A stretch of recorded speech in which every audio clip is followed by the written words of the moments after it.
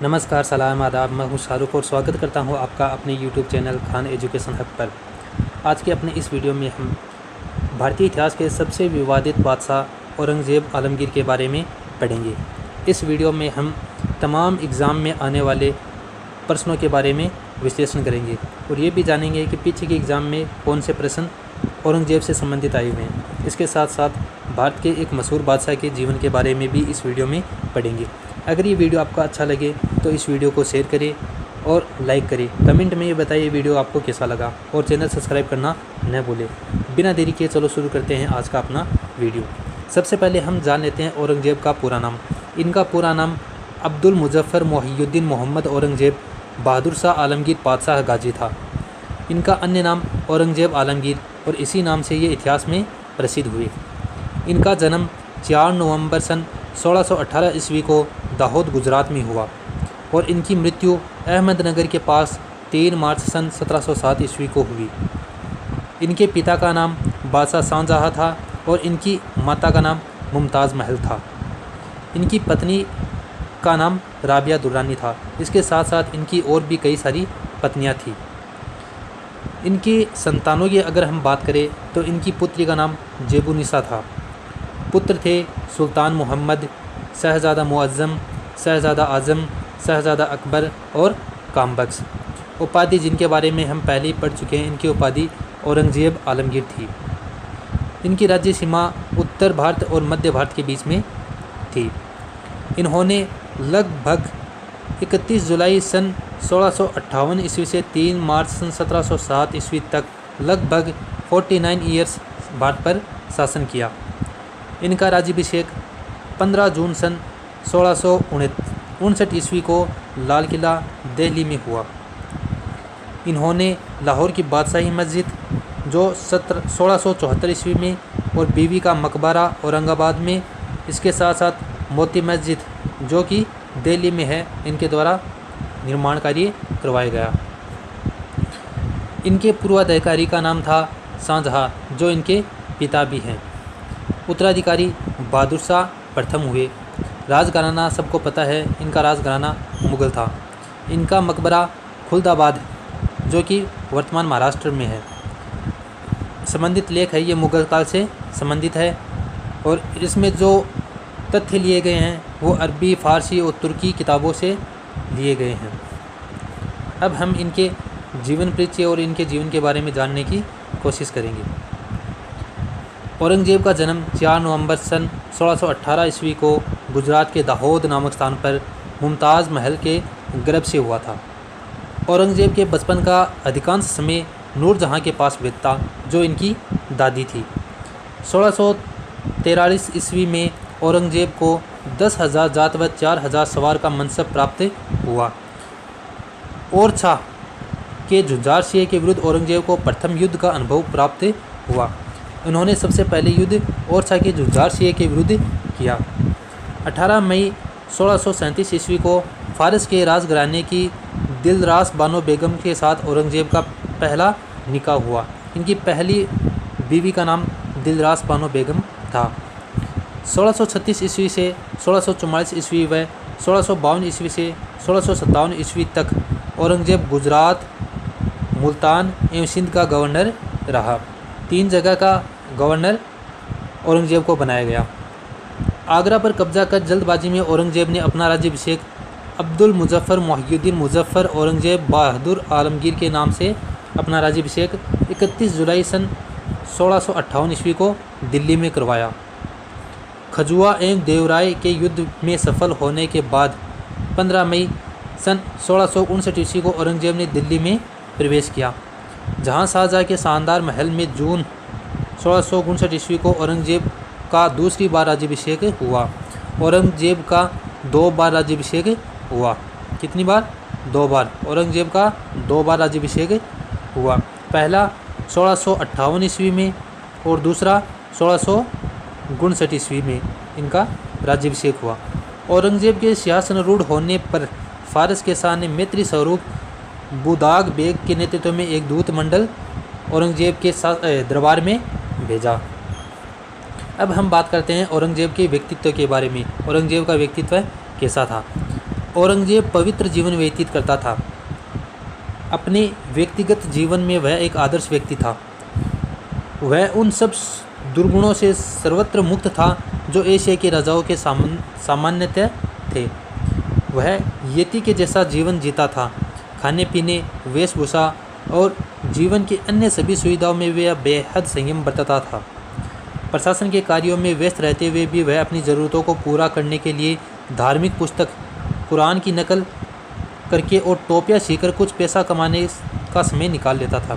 वह अपनी व्यक्तिगत ज़रूरत के लिए कुरान की नकल और टोपियाँ सीखकर अपना जीवन व्यतीत करता था। इनका जीवन बड़ी ही सादगी से गुजरता था।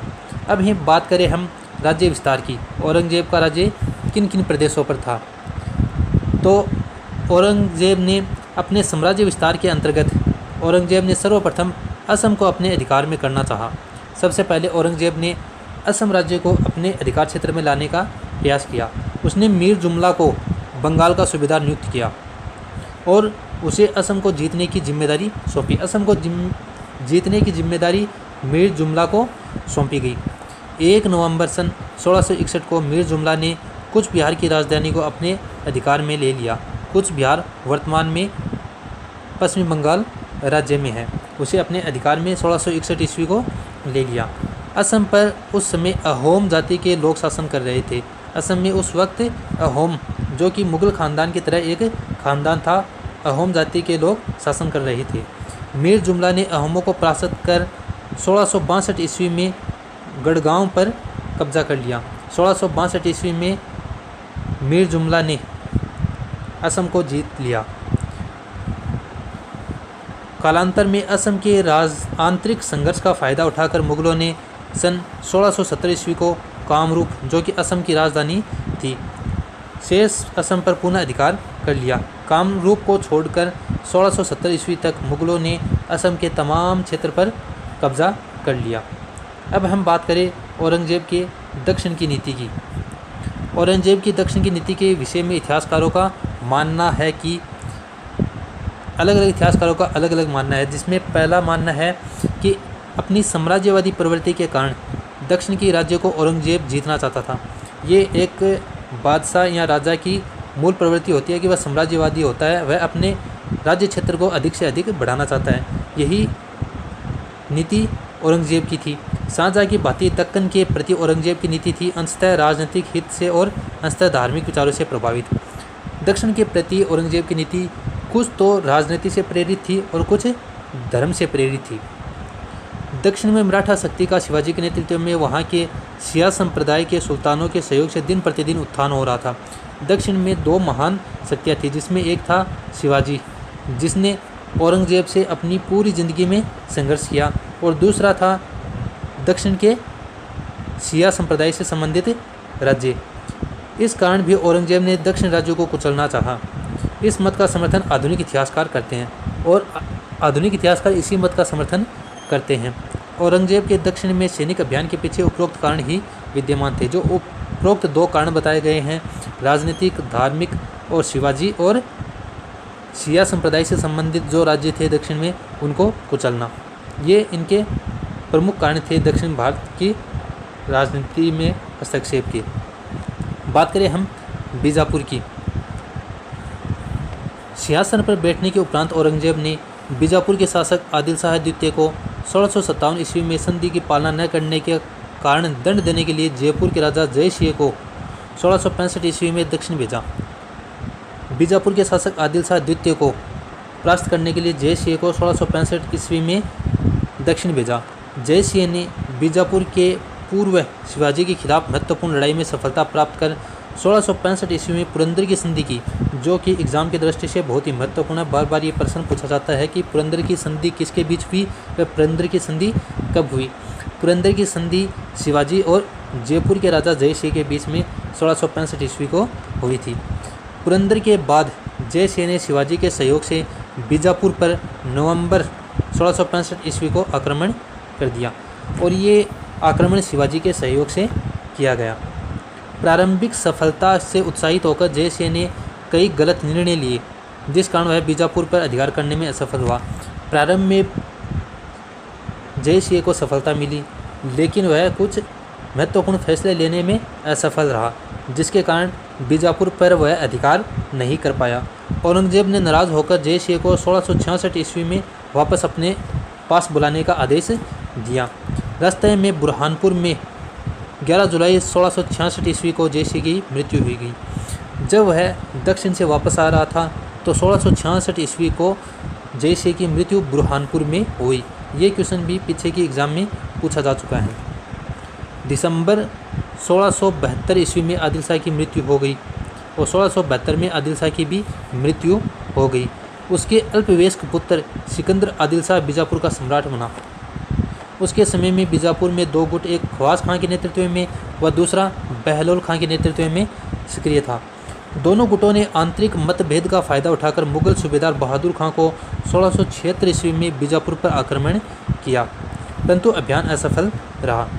1679 ईस्वी में दिलेर खां को दक्कन का सूबेदार बनाकर बीजापुर को जीतने का अधिकार सौंपा गया। 1679 ईस्वी में दिलेर खां को दक्षिण यानी बीजापुर को जीतने का काम सौंपा गया। उसके सहयोग हेतु आलम शाह भी दक्षिण आया।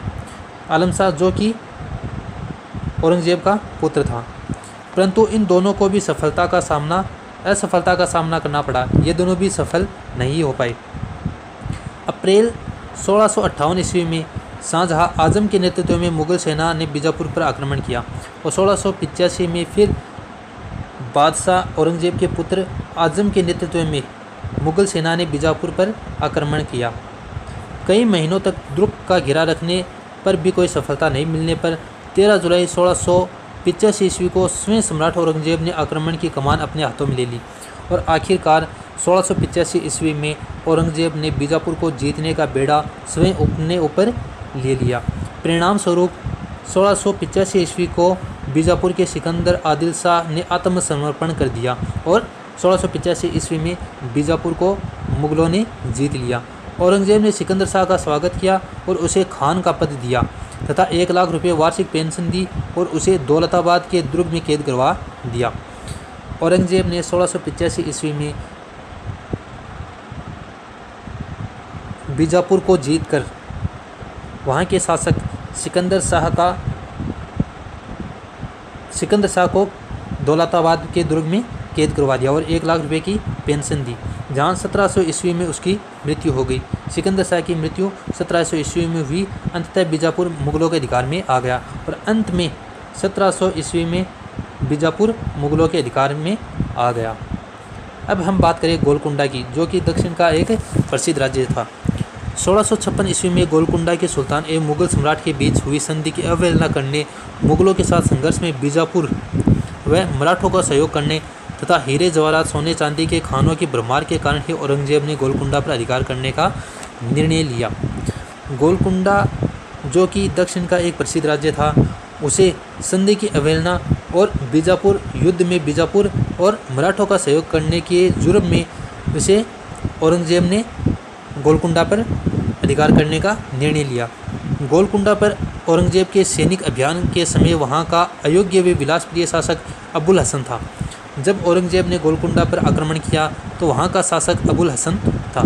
शासन की पूरी जिम्मेदारी मदन्ना और अकन्ना नामक ब्राह्मणों के हाथ में थी और गोलकुंडा के प्रशासन की जिम्मेदारी 2 भाई मदन्ना और अकन्ना जो कि ब्राह्मण थे उनके हाथों में थी।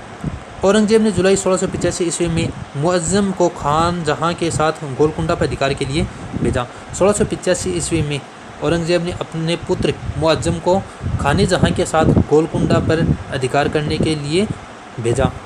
सुल्तान अबुल हसन ने डर कर मुगलों से बात सभी शर्तों को मान कर संधि कर ली।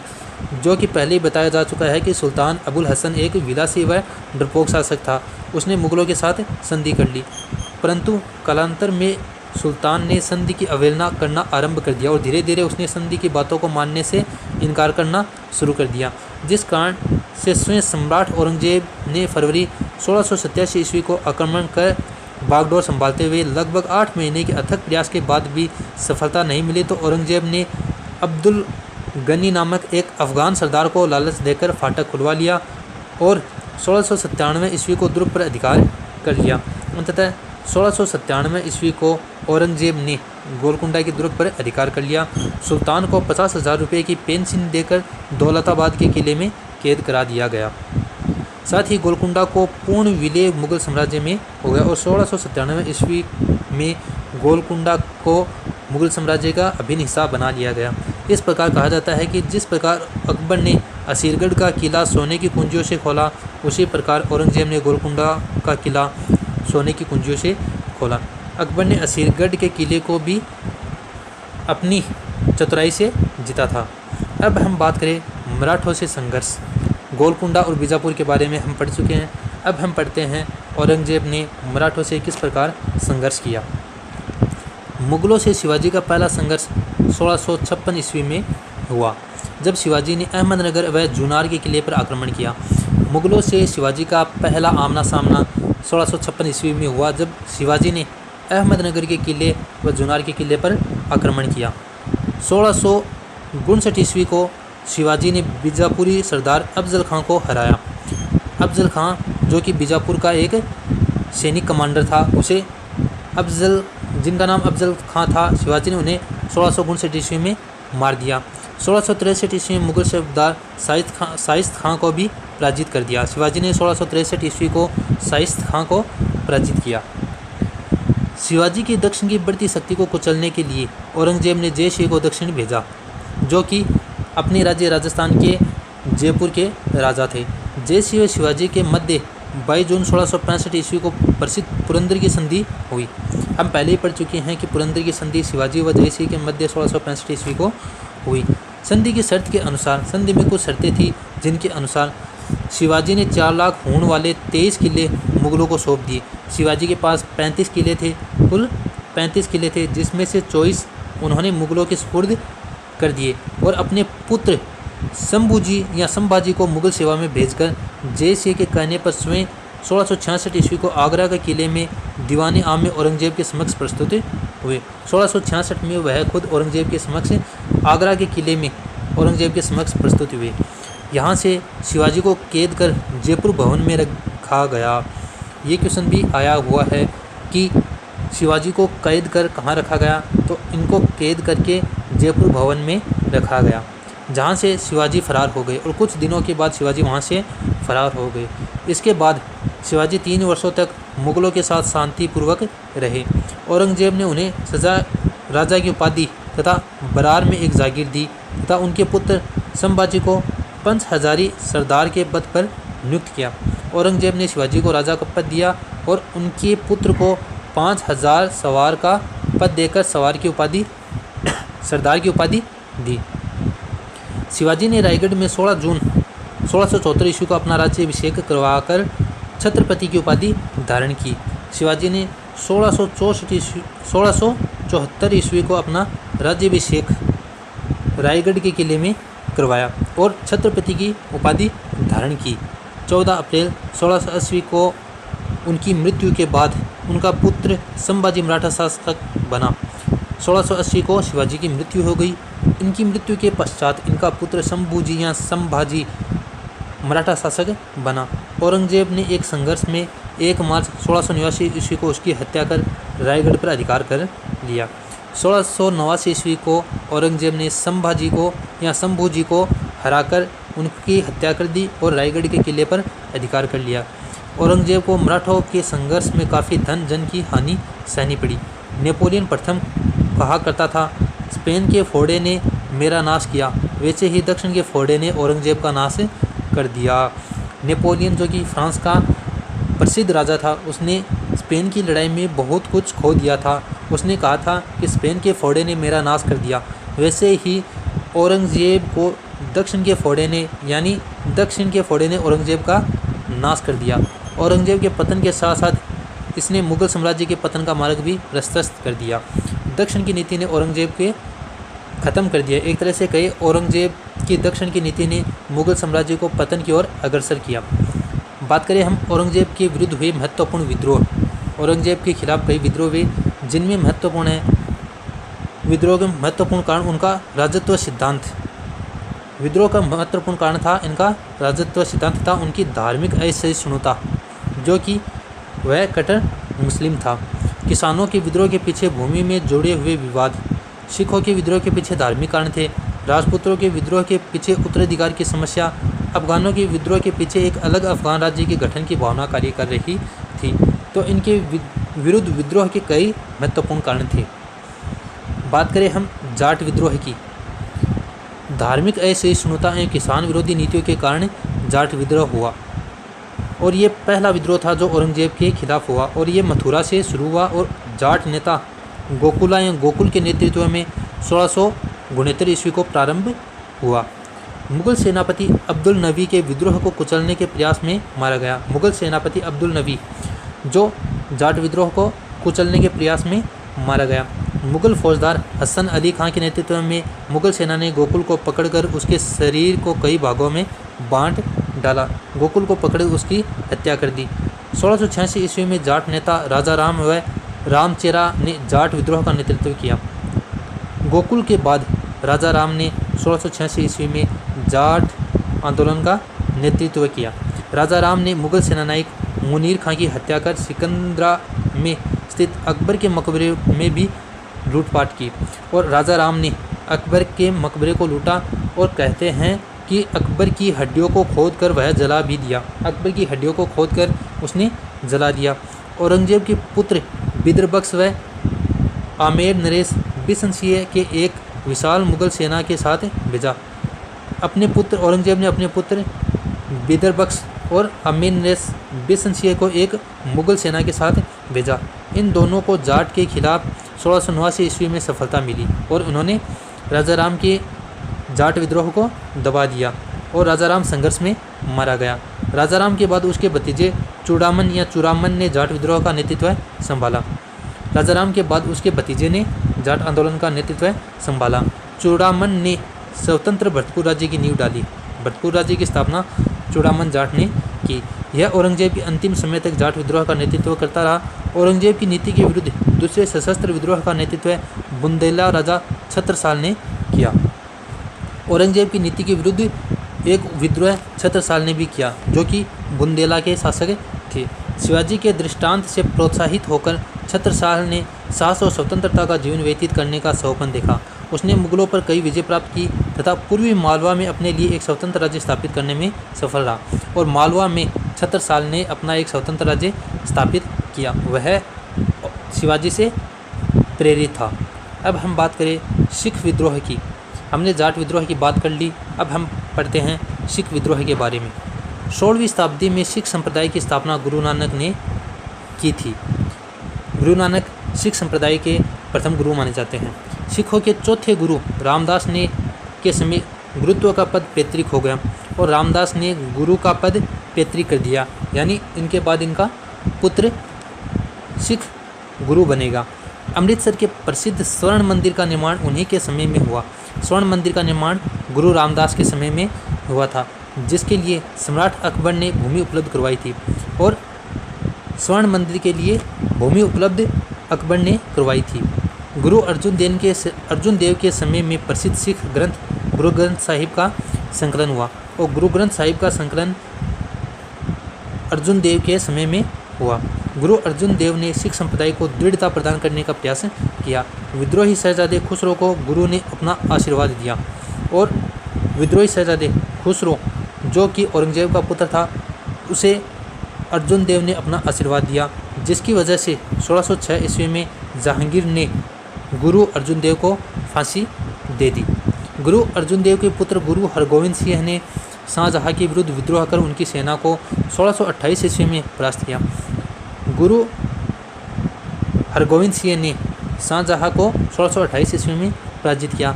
8वें गुरु हरकिशन ने गुरु हरकिशन के पुत्र तेग बहादुर सिंह ने औरंगजेब की नीतियों का विरोध किया।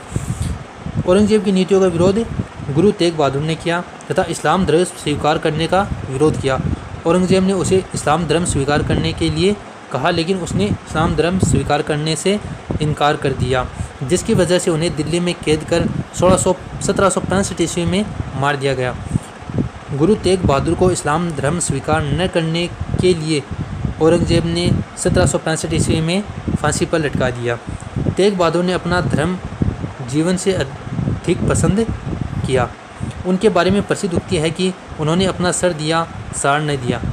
गुरु तेग बहादुर के बारे में कहा जाता है कि उन्होंने अपना सर दे दिया लेकिन अपना मजहब, अपना धर्म चेंज नहीं किया, बदला नहीं। सिख गुरुओं में सर्वाधिक महत्वपूर्ण गुरु गोविंद सिंह थे। गुरु गोविंद सिंह सिख गुरु थे जो कि सिख धर्म के आखिरी व 10वें गुरु थे। गुरु गोविंद सिंह एवं कुछ पहाड़ी राजाओं के दमन के लिए औरंगजेब ने पहले अल्प और फिर शहजादे मुअज्जम को 1685 ईस्वी में भेजा।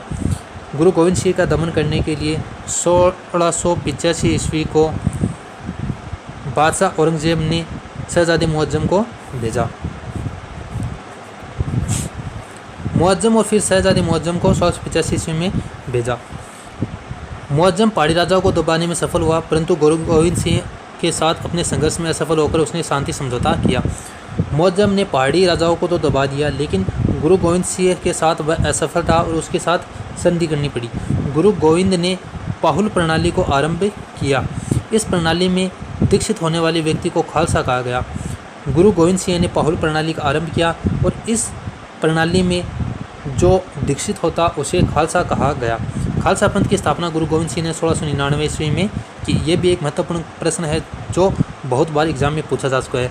खालसा पंथ की स्थापना किसने की? गुरु गोविंद सिंह ने। कब की? 1699 ईस्वी में।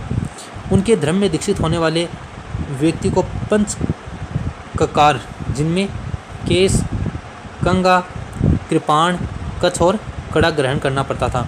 जो व्यक्ति खालसा पंथ में दीक्षित होता था उसे पंच कंकार, जिनमें केस यानी बाल, कंगा, कृपाण, कटार, कच्छ, कच्छा, कड़ा ग्रहण करना पड़ता था। उनके द्वारा नाम के अंत में सिंह शब्द लगाना होता था। गुरु गोविंद ने 10वें बादशाह का ग्रंथ नामक एक पूरक ग्रंथ का संकलन किया। एक धर्मोमंत अफगान ने 1707 ईस्वी के अंत में गोदावरी नदी के तट पर नांदेड़ नामक स्थान पर गुरु गोविंद सिंह को छुरा मार दिया, जिससे उसकी मृत्यु हो गई। 1707 ईस्वी को गोदावरी नदी के तट पर नांदेड़ नामक स्थान पर गुरु गोविंद सिंह को एक अफगान सैनिक ने छुरा मार दिया, जिसकी वजह से इनकी मृत्यु हो गई। 1701 ईस्वी में औरंगजेब ने कुछ पहाड़ी राजाओं के सहयोग से गुरु गोविंद सिंह के दुर्ग आनंदपुर पर आक्रमण कर दिया। आनंदपुर पर 1701 में औरंगजेब ने आक्रमण कर दिया। आक्रमण के समय मुगल सेना का नेतृत्व सरहिंद का सूबेदार वजीर खान ने किया। आक्रमण का नेतृत्व वजीर खान ने किया, जो कि सरहिंद का सूबेदार था। कई महीने के घेराव के बाद सिख गुरु को आनंदपुर से भागकर चमकौर में शरण लेनी पड़ी। वहाँ से जब गुरु गोविंद सिंह को लगा कि अब हार नज़दीक है तो वो वहाँ से चमकौर में शरण लेने के लिए चले गए। मुगल सेना ने चमकौर पहुँचने पर गुरु अपना रूप बदलकर 1704 ईस्वी में भागकर खिदराना फिरोजपुर पहुँचे। जब मुगल सेना चमकौर पहुँची तो गुरु गोविंद सिंह खिदराना फिरोजपुर पहुँच गए। इस अंतिम युद्ध में गुरु गोविंद सिंह ने मुगल सेना को परास्त कर दिया और खिदराना के युद्ध में गुरु गोविंद सिंह ने मुगल सेना को हरा दिया। 1707 ईस्वी में औरंगजेब की मृत्यु के बाद मुगल शक्ति क्रमशः क्षीण होती गई। सिख सरदारों ने इस अवसर का फ़ायदा उठाकर छोटे छोटे स्वतंत्र राज्य स्थापित कर लिए। 1707 ईस्वी में औरंगजेब की मृत्यु हो गई और इनका मकबरा खुलदाबाद में बनाया गया। इनकी मृत्यु के पश्चात मुगल साम्राज्य क्षीण होता गया और आखिर में एक समय ऐसा आया कि वह भारत के इतिहास से ख़त्म हो गया। बात करें हम सतनामी विद्रोह की, तो 1672 ईस्वी में सतनामियों का विद्रोह हुआ। 1672 ईस्वी में सतनामियों का विद्रोह हुआ। ये मूल रूप से हिंदू भक्तों के अनुपद्रवी संप्रदाय थे। इनका केंद्र नारनौल जो कि पटियाला में है एवं मेवाल जो कि अलवर क्षेत्र में था। इनका प्रमुख क्षेत्र था, सतनामियों का प्रमुख क्षेत्र था पटियाला और अलवर। ये लोग व्यापार व खेती करते थे। धर्म के मामले में इन्हें सतनाम की उपाधि से अपने को सम्मानित किया। सतनाम, ये अपने आप को सतनामी कहते थे। सतनामियों के विद्रोह का तत्कालिक कारण था एक मुगल पैदल सैनिक द्वारा उसके एक सदस्य की हत्या करना। सतनामियों के विद्रोह का तत्कालिक समय था वजह थी कि एक मुगल सैनिक ने उनके एक सदस्य की हत्या कर दी। अप्रशिक्षित सतनामी किसान शीघ्र ही विशाल शाही फौज द्वारा परास्त हो गए और सतनामियों को जल्द ही शाही सेना ने दबा दिया। अब हम बात करें राजपूत विद्रोह की। औरंगजेब ने राजपूतों के प्रति धर्म के क्षेत्र में अनुदारता की नीति अपनाई। कुरान का कट्टर समर्थक होने के नाते वह अन्य धर्मों, मुख्यतः हिंदू धर्म के प्रति बहुत असहिष्णु था। कहते हैं कि वह कुरान का कट्टर समर्थक था और हिंदू धर्म के प्रति औरंगजेब ने असहिष्णुता की नीति अपनाई। उसने 12 अप्रैल 1669 ईस्वी को हिंदुओं पर दोबारा जजिया कर लगा दिया था। जजिया कर को अकबर ने 1564 ईस्वी को ख़त्म किया था, जिसे औरंगजेब ने 1679 ईस्वी को फिर से लगा दिया। सर्वप्रथम जजिया कर मारवाड़ पर लागू किया गया। ये खास बात ध्यान रखने योग्य है कि सबसे पहले औरंगजेब ने जजिया कर मारवाड़ पर लगाया। धार्मिक क्रियाकलापों, त्योहारों और उत्सव को प्रतिबंधित करते हुए औरंगजेब ने हिंदुओं से तीर्थ यात्रा कर पुनः वसूलना शुरू कर दिया। इसके साथ साथ तीर्थ यात्रा कर भी औरंगजेब ने लगा दिया। बड़ी संख्या में हिंदू मंदिरों को तोड़वाने का आदेश देकर नवीन व पुराने मंदिरों के निर्माण पर पूर्ण प्रतिबंध लगा दिया। औरंगजेब ने पुराने मंदिरों को तोड़ने व नवीन मंदिरों के निर्माण पर पूर्ण प्रतिबंध लगा दिया। औरंगजेब की इन नीतियों का राजपूतों ने प्रत्यक्ष व अप्रत्यक्ष रूप से इन पर प्रभाव पड़ा और उन्होंने इसके विरुद्ध विद्रोह कर दिया। आधुनिक इतिहासकारों का मानना है कि औरंगजेब मुगल वंश के अन्य शासकों की तरह राजपूतों के प्रति मैत्री भाव रखता था औरंगजेब ने यशवंत सिंह को दारा का सहयोग करने के बाद भी पुराना मनसब प्रदान कर गुजरात का सूबेदार बनाया। इसका एक उदाहरण यह है कि जसवंत सिंह को, जो कि शुरुआत में औरंगजेब के खिलाफ था, बाद में औरंगजेब ने उसे पुराना मनसब दिया और गुजरात की सूबेदारी दी। औरंगजेब के समय में हिंदू मनसबदारों की संख्या लगभग 33% थी, जो कि सभी मुगल बादशाहों में सबसे अधिक थी, जबकि शाहजहाँ के काल में यह 24.7% ही था, जो औरंगजेब के समय बढ़कर 33% हो गया। यानी औरंगजेब के समय दरबार में सबसे अधिक राजपूत थे। फिर भी यह कहा जा सकता है कि राजपूतों के प्रति औरंगजेब की नीति सदैव सहिष्णुता की नहीं थी। इनके बावजूद भी ये कहा जाता है कि हमेशा ऐसी नीति नहीं रही। राजपूतों के प्रति उसके कठोर नीति का सर्वाधिक महत्वपूर्ण कारण था राजपूत सरदारों द्वारा उत्तराधिकारी लड़ाई लड़ जाना, और इनके राजपूतों के प्रति इस नीति की सबसे बड़ी वजह थी कि उत्तराधिकार के युद्ध में राजपूतों ने औरंगजेब के खिलाफ युद्ध लड़ा। मिर्जा राजा जयसिंह अपनी मृत्यु तक 1666 ईस्वी तक औरंगजेब का मित्र बना रहा, किंतु जयसिंह का पुत्र रामसिंह मराठों का कट्टर समर्थक था। 1666 ईस्वी तक जयसिंह औरंगजेब का मित्र बना रहा, जो कि जयपुर राज्य का शासक था, लेकिन उनका पुत्र रामसिंह मराठों का समर्थक था। अब हम बात करते हैं शहजादे का विद्रोह। औरंगजेब के पुत्र अकबर ने दुर्गादास के बहकावे में आकर अपने पिता के खिलाफ विद्रोह की घोषणा करते हुए स्वयं को 1681 ईस्वी में भारत का सम्राट घोषित कर दिया। औरंगजेब के पुत्र अकबर ने दुर्गादास के कहने में आकर 1681 ईस्वी को अपने पिता के खिलाफ विद्रोह कर दिया और खुद को भारत का सम्राट घोषित कर दिया। उस समय अजमेर में पड़ाल डाले औरंगजेब के पास इतने भी सैनिक नहीं थे कि वह विद्रोही शहजादे को दंड दे सके, परंतु सौभाग्य से सहयोग प्राप्त नहीं हो सका, जिसकी अपेक्षा से उसने विद्रोह किया था। औरंगजेब कूटनीति के सहयोग के सहारे दुर्गादास को अकबर से अलग करने में सफल हुआ, और कूटनीति का सहारा लेते हुए औरंगजेब ने शहजादे अकबर को दुर्गादास से अलग कर दिया। राजपूतों के सहयोग के अभाव में अंततः अकबर के समर्थक मुगल सम्राट की सेना में मिल गए, और जो पहले अकबर के समर्थक थे, शहजादे अकबर के समर्थक थे, वो बाद में औरंगजेब के समर्थक बन गए।